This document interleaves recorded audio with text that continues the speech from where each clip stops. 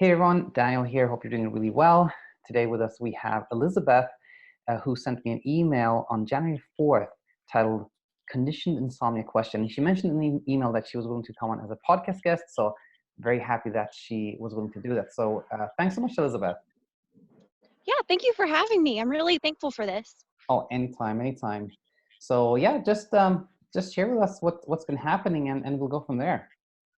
Sure, yeah. So my insomnia happened a little over a year ago. I was just in a really stressful job. I had a lot of things going on within my body, a lot of like hormonal issues and thyroid issues, and things just kind of went crazy. And since that time, I had always been able to sleep very well, no issues whatsoever. But there was one night where I just wasn't able to fall asleep, and then everything just kind of got worse after that night. Um, and so since then, over this past year, I've experimented with all kinds of different things. I've tried like every single supplement under the sun. I've tried blue light glasses. I've tried an alpha stim device. I've tried sleeping upside down. I've tried sleeping in all kinds of random places. I've done all kinds of things for my sleep. I've done pieces of the CBTI, but haven't really been able to stay fully consistent with it because I have some just general questions around that. But in a nutshell, I've just been really struggling. Right now, I'm experiencing more like this hypervigilance with sleep. So what happens is like right as I'm falling asleep, I sense these like panic sensations that just kind of come out of nowhere. And they really just like jolt me awake. Right as I'm like trying to fall asleep, they just like jolt me awake all of a sudden. It feels like I have no control over them whatsoever. And for a while, I was really confused about that. I didn't know what was going on. I thought I was weird and crazy and psycho. I thought I'd have to take medications for the rest of my life. And then I started looking on your channel and seeing that a lot of other people struggled with the same kind of thing. So I have some hope now. And I'm like, okay, it's not just me. I'm not just going crazy.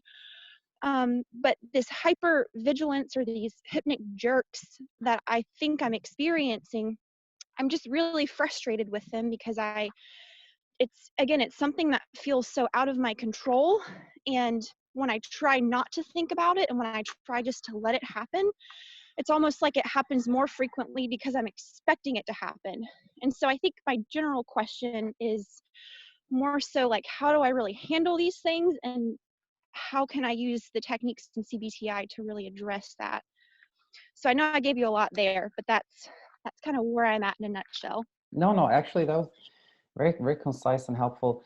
And before we get to your question, um, so if we go back 2 years ago, you had no problem sleeping. Yep, no problem. Even when I was super stressed, I was still able to like fall asleep instantly. Never had issues with sleep before. Got it. And going back to that time, uh, you know, about what time would you go to bed and what time would you get up at, back then? I would usually go to sleep around 10:30, sometimes 11, and wake up about 8 hours later. So I was pretty much getting 7.5 to 8 hours of sleep each night. All right, very well.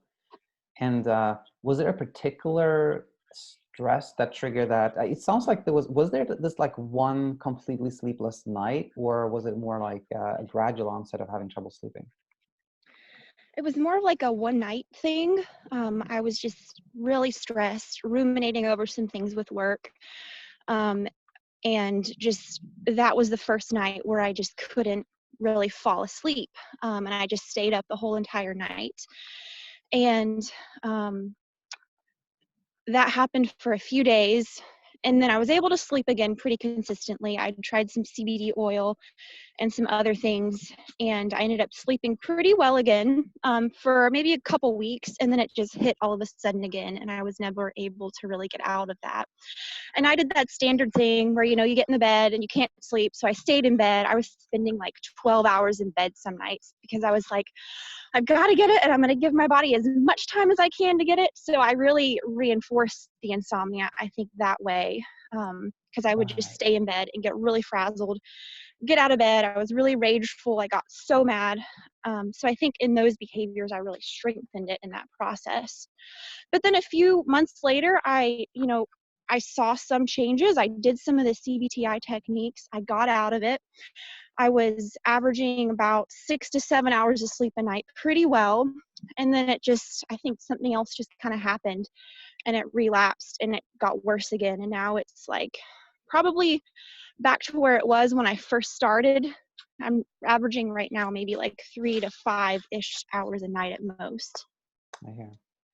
And what did you come across that earlier time about CBTI? So I read about it from a research article. I have a tendency to get online and research everything and try to figure out the solution. So I ended up finding an article. I think it was, I don't really remember where it was, but I saw something about it, fascinated about it. So I got a book on it, started reading it, and I started implementing some of the sleep restriction things. But then I would also like freak myself out because my doctors were saying that I needed to sleep this amount of hours. And I'm like, well, I know I need to sleep this amount of hours, but I can't because I just can't. So like I felt a lot of pressure from other people saying that I needed to sleep more. And so I didn't stick to the sleep restriction period as consistent as I probably needed to because I was paranoid about not getting enough sleep. Right. So that's kind of how that started. And now I recognize, I'm like, okay, no, like I know that it doesn't necessarily limit your sleep. It just condenses it and helps you sleep deeper. So now I'm like, I'm on board for whatever. I will, try it in the fullest amount that's needed. Now I feel like even in the techniques I'm using, it just doesn't feel like it's getting any better. I hear.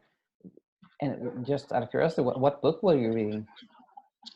It was Say Goodnight to Insomnia by, oh gosh, Greg what's his Jacobs, name? yeah. Yes. And I loved his book. I think he did a great job in that book. And then I also got your book the other day offline, which I'm reading now and which I really enjoy.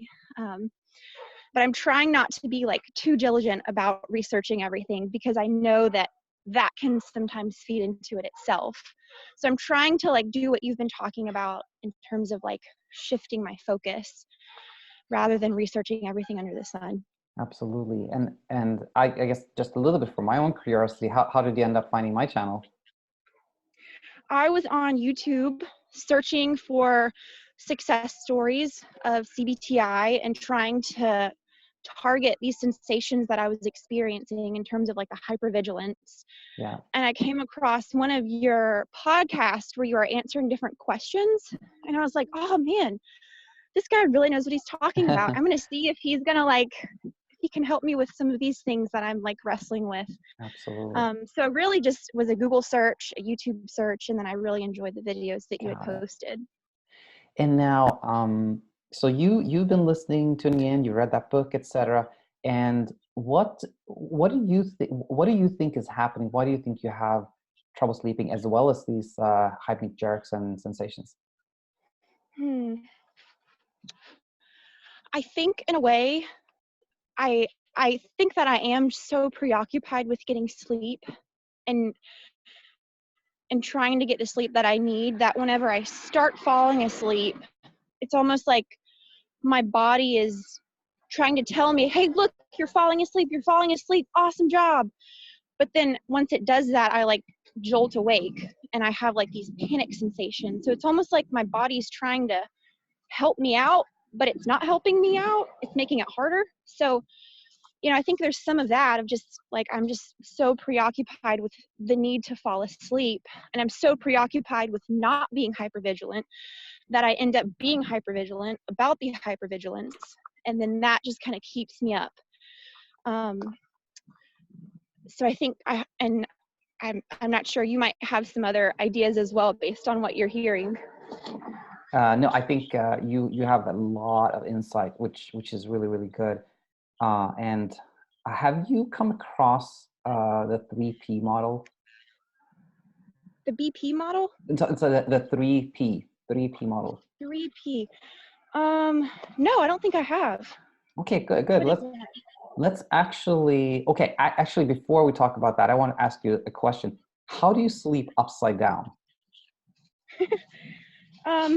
Like how do I sleep, or No, how is the process honestly, that I that just made me curious. I had not heard that one before. Like, how do you even attempt sleeping upside down, and where do you get that idea? I may not have clarified that very well. I sleep like upside down in my bed so that my head is usually where my feet are. So I Oh, just switch positions. okay. I imagined you like hanging upside down or something. No, All right. I don't know. I mean, if you think that'll work, I'll try it. No, definitely do not try that. Anyone who's hearing this, do not try that, please. Um, okay, so let's start with this 3P model. So there are 3Ps involved, obviously, and this model really does a good job of explaining why someone gets chronic insomnia. And chronic insomnia just means somebody has trouble sleeping for more than 3 months. So the first P stands for predisposing factors. Some of us are just more predisposed at baseline to get insomnia at some point. And now, as I'm going over these predisposing factors or traits, try to see if any of them fits you. So um, one of them is having a tendency to worry. Another one is having a tendency to kind of overthink and overanalyze. Another one is being health conscious, and also being kind of a night owl and or an early bird, or other uh, uh, predisposing traits. So having said that, do you feel that any of those fit you? Oh yeah, definitely. I am more prone to anxiety. I tend to overthink things. I tend to be very black and white, rigid in my thinking. I tend to overthink things very well. Um, I mean, I think that's definitely a piece to it. And I think mindfulness has really helped me out during, I've been really intentional about focusing thoughts and some of those principles. It helps per day, but just at night,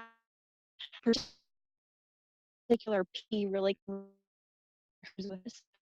Okay, having a little bit of connection issues, but I think I can still hear you. So yeah, I think mindfulness can certainly help. I want to say that you identify that you do have several of these traits, and that's good. And why do you say that's good? That's good because that means that there's no mystery. Like that we know why you've had trouble sleeping, and it also means that the CBTI that works so well for people in general is very likely to work for you also. So that's one thing I want to point out right away. And the other thing was, when it comes to these traits, the predisposing factors, a lot of people have them. And the important thing is that they're not a problem. There are millions of people out there who have all of these predisposing factors and sleep well, but they still help us explain why someone ends up getting Are insomnia. you there? Yes, yes. Sorry, I don't know what happened there. Oh, it's okay. What was the last thing you heard me say? Um, I didn't hear you say anything after I finished talking about my tendency to be one of those P's. Oh, okay. So let's just take it from there. I said that mindfulness can be certainly helpful, and we can talk more about that in a second. But more importantly, you do identify yourself as having several of these traits, and I said that's good. That's really good, because there's less of a mystery then. That totally Hmm. explains why you've developed insomnia, and more importantly, somebody who kind of fits that P, the predisposing factors, will also benefit from CBTI. It's kind of developed for somebody who fits that. So that's a good thing. But more importantly than that, um, there are millions of people out there who have all these traits and sleep well. So having these traits do not mean that one has to have insomnia. So that's important as well. Now, the second P here is the precipitating factors. So, having these traits by themselves, not a problem. There is typically a clearly identifiable like precipitating factor. And in your case, that's clear too. A year ago, you had all these kind of hormonal issues, stress, etc., and so there's a clear trigger. Now, the thing with that, the second P here, the precipitating factor is the following, that things always happen to us in life, and stress and anxiety is supposed to make us sleep less. It's normal to sleep less when we're going through stress. If somebody, lost their pet and then slept great, that's like weird. That's not Yeah. supposed to happen. So that's a normal reaction. So far we've seen that the first P, no problem. The second P, that's normal. The third P is the really important one. Those are the perpetuating factors. And I'm sure you're Mm, going to recognize this. It's like, so you had a precipitating factor, you've had a sleepless night, and then what happens is you identify insomnia as a problem. You're like, oh my gosh, I'm not sleeping at all. I have to do something about it. And then you go through the cycle of, you try a supplement, doesn't help, you try more, you spend more time in bed, you try more, you get more anxious, you sleep less, you try more, et cetera, et cetera. That's kind of that's what feeds the insomnia. So what we can learn from this model is that, as you know, it's the preoccupation with sleep, the trying to sleep, that really feeds the insomnia. So that the 3P model explains why someone gets chronic insomnia. And it's also the clue. The clue there is the third P. You can reverse those perpetuating factors, and then you no longer have insomnia. So before I go further, questions about that 3P model, or does it make sense? I mean, that makes perfect sense. I think that I, experienced all of the above. So, I mean, I definitely can understand why I developed it and why I'm still struggling with it. Absolutely. And I always, I wrote down a few things here that I think are really in your favor, that should bring you a lot of hope, which is, 1 year is a long time, but pardon me, you can still remember, without any difficulty, you can remember a time where you're sleeping very well. That is in your favor, as opposed to somebody who has like had trouble sleeping for like 15 years. They can almost don't even remember what it's like to feel well. So that's good. You are the same person. You're breathing the same air. You're on the same planet. There's no reason you shouldn't sleep well. That's one thing in your favor. The other one is you have a lot of insight. Like, you understand everything, that you have a foundation to build on. That's great. And also, you did CBTI kind of self-directed and actually had success, which is very difficult because you always have these questions like, am I doing it right? What am I doing? Should I be doing this, etc.? Yeah. So that, you have a lot of things in your favor. Well, that's very encouraging. Thank you for that. Anytime. And oh yeah, there was one more thing I wanted to talk about, like, you know, with this 3P model, going a little bit deeper, like what is really, really happening? Well, it is the following, that there's a part of our brain that is, I think it's actually the amygdala, but it doesn't matter. There's a part of our brain that's there to keep us safe, that's Hmm. make sure we're not, you know, going back in history, not becoming extinct, not becoming like predated upon or something like that. And so imagine, like, back in the day, our ancestors were living out in the wild, and there was like this noise in the neighborhood, and it's like, oh my gosh, that could be a wolf. You got to be alert. You should sleep less. You should. That's in that scenario when there's a real physical threat. Having that like security system is fantastic. It's really good. But what's happening with insomnia is that your brain is identifying sleeplessness as a threat. It's Mm, identifying not sleeping as a threat to itself, and that's why it goes like, this is harmful. You have to do something about it. Do this, do this, do that, and it kind of ramps up and wants you to do more and more. But it's a perceived threat. It's not a real threat. So this threat monitoring system that we have, when it's a perceived threat, is actually not helping us. But mhm. that explains this kind of hypervigilance. You're always on the lookout. You're researching. You're trying to figure it out. You're trying to keep yourself safe. But the threat is actually not real. It's a perceived threat. Yeah, no, that makes sense. That does. It's just like getting my subconscious to like recognize that and to just like, I don't know, like I know that from like a conscious, like objective level, but I guess there's some part of me like subconsciously that just like that state of being that like the amygdala just doesn't really understand it quite yet, Yeah, it that's seems. right. That's right. And by the way, we can leave. I think we can leave the kind of um, kind of educational component because you understand everything so well and get more practical here. So at this point in time, what are you doing in terms of like what time do you go to bed, get up, etc.? Mhm. That's a good question, because I've been trying several different things. Um, so uh, I was sticking to a window of 12 a.m. to 6 a.m., and I was doing that pretty well for maybe about a week and a half, had some success with it, then had just kind of another little baby relapse, so I wasn't able to really fall asleep at 12 again.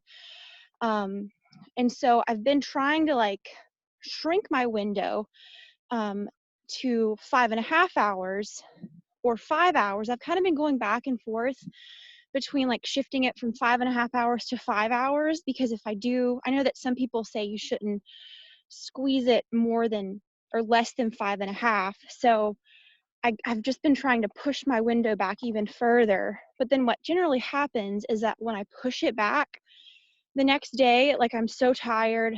Um, and so for the past few nights, and I don't know if this has been helpful or not, but I've been actually kind of getting in bed a little earlier and doing like a meditation in bed so that I can kind of retrain my mind to be like, okay, it's okay. My bed's all right. Everything's okay. And then I'll get out of bed and then maybe do it one or two more times before my actual sleep window starts. So like last night, for example, I had set a window of 12 to 5:30 a.m. And what I did was I would get in the bed at like 7 and I did like a 10-minute meditation. And then I got out of bed and then I got back in the bed at like 9 o'clock, did another meditation. And then I was like, well, oh, maybe I might just fall asleep. So let me just set my alarm just in case I can fall asleep. So then I got back in the bed at like 11, did the same meditation, was like, okay, drats, I'm not sleeping. Okay, whatever. I'll just stick to my window. So then I got back out of bed, got back in the bed at 12, but by that time I was just already kind of ramped up. So I was like, drats. Got out of bed at like 12:30, read a book, tried to get back in bed at 1, just felt really tired and really like I felt the pressure on my body to just want to sleep, but I just kept having those hypervigilant awareness moments where I'm like, okay, stop thinking about it. You're thinking about it. Why are you thinking about it? Stop thinking about it. And so I just kept getting in and out of bed and just got really frustrated. And by maybe like 2:30, I was able to really just fall asleep and then got back up at 5:30. So that's kind of where I'm at now. That's what I did last night. Probably wasn't the best move, but again, that's why I'm reaching out for some suggestions. Sure. Let me ask you this: what you described that you've been doing, that was over the past how long? Past 3 days, I would say, because I noticed that even when I was really tired, when I would get in the bed, I would feel my heart race without Yeah. even like starting to fall asleep. I would have, and that was what I was referring to as like this conditioned response. It's like my bed, getting in the bed like conditioned me to feel anxious. So that's why I started thinking, okay, well, what if before I actually get in bed, what if I pair my bed with something really nice and soothing? So that's when I started doing like more of the meditations and more of the reading in bed kind of thing. But I just started that maybe 3 days ago. And I think that has helped, like, because when I get in the bed, I don't automatically feel those sensations or my heart beating really fast, but I still feel it again as I'm trying to drift into sleep. So it's kind of a little delayed now. Yes, yes, yes. All right. Before I say anything further, just my general, which I didn't do before, like my general disclaimer here, nothing here specific medical advice. When I say you, I'm talking about like somebody like you, Elizabeth, like anybody Sure. that is you, and you have to decide yourself what to do or not to do. But okay, that said, like I lost track of all the things you've been doing over the past 3 days. Like Yeah, I was trying to keep track, but I couldn't. I know. When I told you I've been trying everything, man, I've literally been trying like everything. And here's the thing with that. Okay, so whenever we do any kind of adjustment, that leads to self-monitoring. Meaning, let's say you Oh, start off as being like, okay, I'm going to do 12 to 6, and then you're like, let's see how this works. It didn't work that well. I'm going to try 12:30. Now let's see how that works. Oh, yeah, that kind of worked. I'm going to stick with it. No, it didn't work. I'm going to try this instead. Every time Yep. you change something, that leads to you checking how that is going to work. And self-monitoring, like checking how it's going to work, laying in bed thinking, let's see how this works, produces so much anxiety and insomnia. Mm, So that you end makes up sense. just chasing your tail. You're like adjusting, that worked. No, it didn't work. I'm adjusting, that didn't, it never ends. Yeah. That's so true. I didn't really think about it like that. I was more so just trying to chase the right answer or the right formula, but I didn't think about how by me adjusting it continually, it just kind of turned on that self-monitoring response even more. Absolutely. And here's the thing. You probably heard me say this if you listen to a couple of videos, but sleep is simple. It's not complicated at all. There's only two things that determine if we sleep or not. It's the gas and the brake. The gas is like our sleepiness, how sleepy we are. And the brake is like any type of hyperarousal, like anxiety, worry, preoccupation, that's the brake. And Mm-hmm. so uh, a lot of people focus on like, I want to get rid of the brake, I want to think less, I want to be less worried, I want to, which can be done but is really hard. So it's much better to work on the gas, making sure you're sleepy when you go to bed. And guess what happens when that gas overrides the brake? When you fall asleep, even if you're anxious, guess what happens? You start believing, you start being like, oh, this works, oh, I'm not, nothing's wrong with me, oh, this is working. And guess what happens? Then the anxiety goes away. The anxiety goes Yeah. away by the when you see that you can sleep. So now that was kind of like philosophical, but more practically what I'm talking about here is set it and forget it. That is the key. Meaning you Mhm. decide to be like, okay, I'm going to get up at 6 every morning and I'm going to go to bed not before 12 midnight. And then I'm not going to question that. I'm just going to keep doing that for at least 2-3 weeks. And apart from that, so that's the set it, and the forget it part is like, apart from that, I'm not going to spend a second on sleep. I'm just going to have fun. I'm just going to do things that I enjoy. I'm not going to Google or search or anything. And that is the key. And before I let you talk, I just want to share one analogy which I love, which is from Sasha Stevens. And she says the following, that when you getting towards good sleep is kind of like hiking. You're getting towards a place where you're going to sleep really well, and you are going to stumble. But if you react to that, if you look at the rock that you stumble over and you measure it and you figure out why it's there and you check the color and you lift it and you figure out how am I going to adjust my stride, etc., you're never going to get to the destination. You just have to keep hiking and then you'll get there. Yeah. No, I love that analogy. I mean, that's so true. That's so true. And that's Yeah. and now I'm gonna say one thing more and then I'll let you talk again. And I think what I talked about, the set it and forget it, it's really good for insomnia in general, but it works for even the subcomponents of insomnia, meaning like the hyperarousal, the jerks, the hypnic jerks, the all of that stuff. Set it and forget it, and everything gets better because the hyperarousal Mm, comes down when you see that you can't sleep. yeah. And I do notice that when I do have a 1 or 2 nights of like sleeping, having a really good sleep efficacy, um, I tend to the next night I do tend to fall asleep. Like it's kind of like a snowball effect. Like Exactly. 1 to 2 nights end up being like 3 to 4 nights. So I have faith in that. So And then what yeah. happens, and I'm just going to comment on that, which is a lot of people end up having patterns where they're like, I sleep pretty good for 3 days and then I don't sleep at all. And what happens is, someone sleeps pretty good one night and then they start having like, oh, this kind of works. I believe in it. Then sleep good again.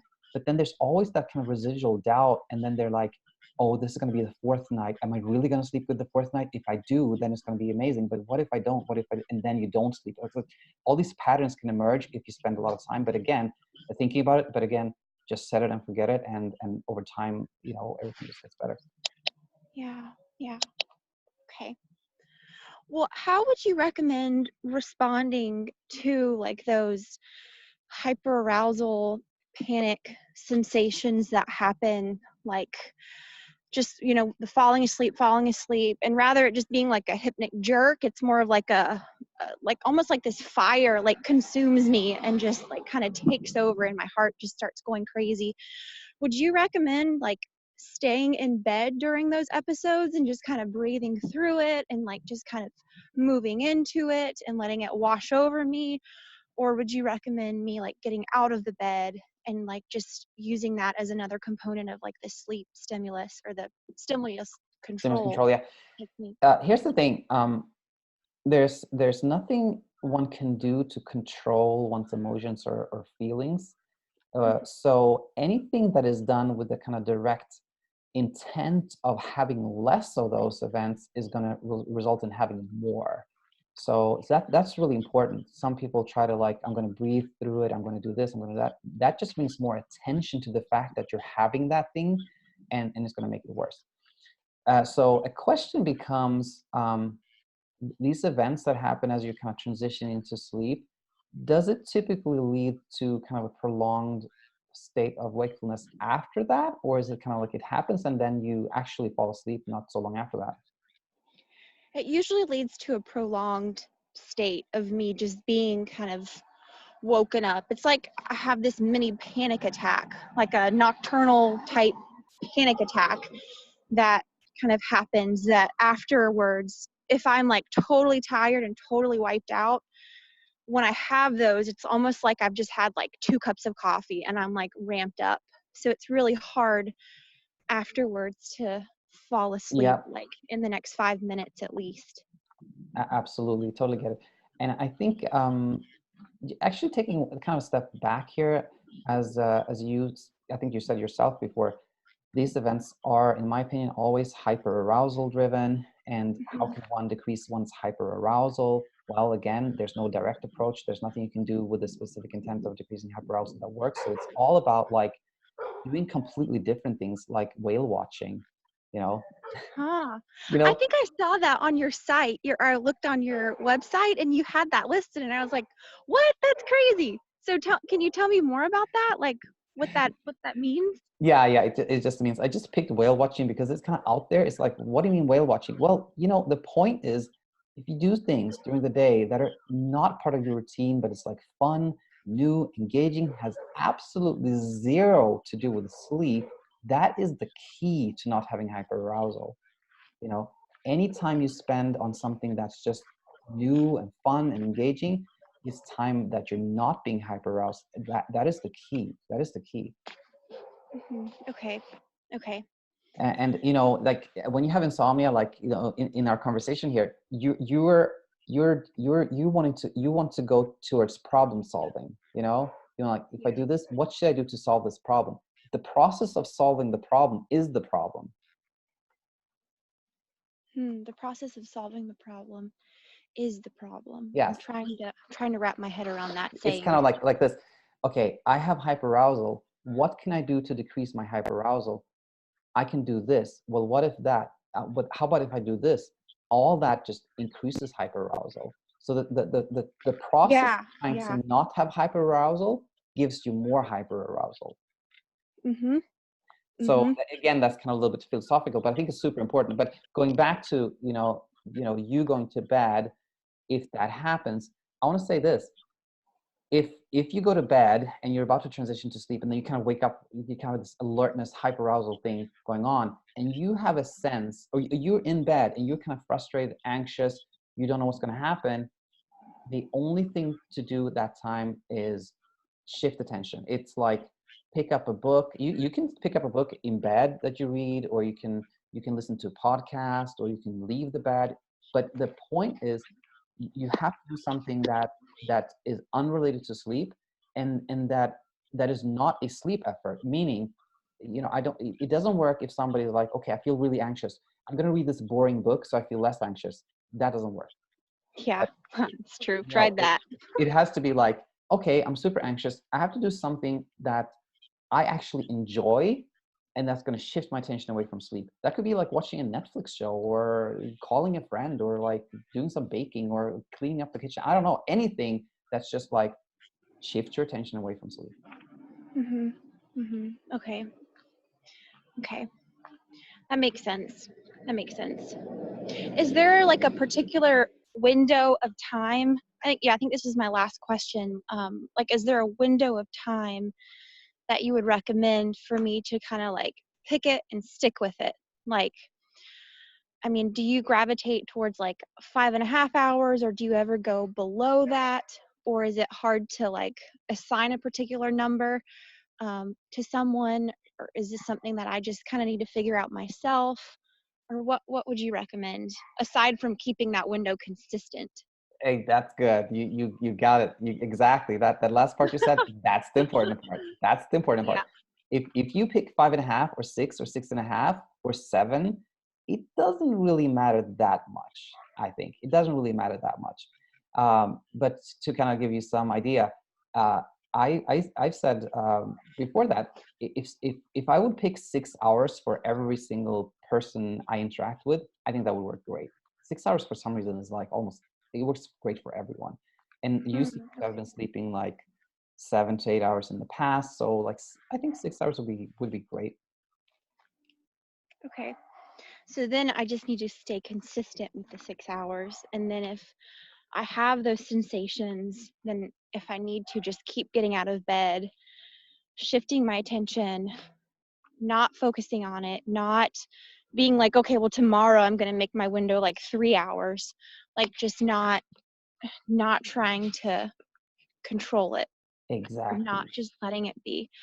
Oh, that's so hard for someone who like, again, wants to like fix things in it. Like, Exactly.